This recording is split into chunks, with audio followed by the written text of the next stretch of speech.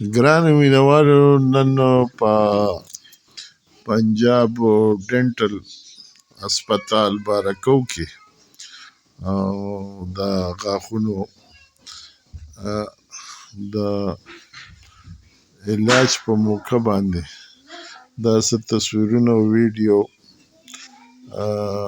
میرمن سارا خان اخیستي نو چې دا در سره شریک کړو. غاښونه هم ډېر لوی دغه او دا ښه وه په دې هسپتال کې یو ډاکټره وه چې باچا خان میډیکل کمپلیکس نه ډینټل کې ډګري اخیستې ده، اوس دلته فعال ده او پښتنه وه. دا د وزیرستان سره تعلق و، مسعود ډاکټر ثنا. نو ډېر ښه ټریټمنټ یې وکړو او نن ورځ بیا ورپسې دویم دغه چې دی نو هغې له به هم ورځو. نو بس دې وي چې دا یو خبره پکې دغه وه چې زمونږ دغه دا دی چې خپل غاښ چې دی نو هغه ویستل نه دي پکار.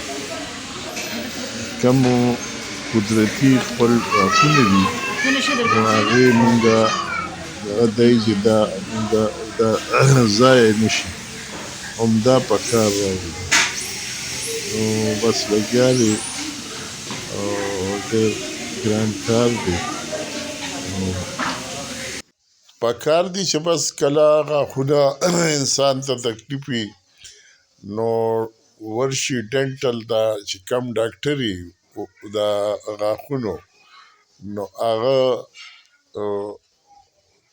دغه وکړي، اکسرې وکړي، معلوم یې کړي، بیا په ټیک طریقه د هغې علاج وشي.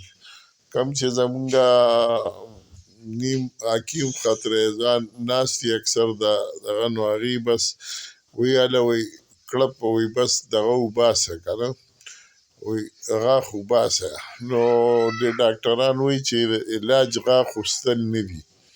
دغه شانتې زمونږ یو سرجن و ډاکټر ریاض، اوس چېرته په امریکا کې کاناډا کې خدای خبر چېرته دی، خو هغه هم زما د کور والا خپه خرابه وه، ډیبیټک فوت وه، د شوګر خپه چې کوي نو هغه ډېره خرابه. هغه وایي چې یقینا دا خپه ډېره خرابه ده خو د دې دغه مقصد نه دی چې دا زه پرې کړم که نه، زه قصاب نه یم، ډاکټر یم، زه به د دې علاج کوم، دا به زه کټ کوم نه.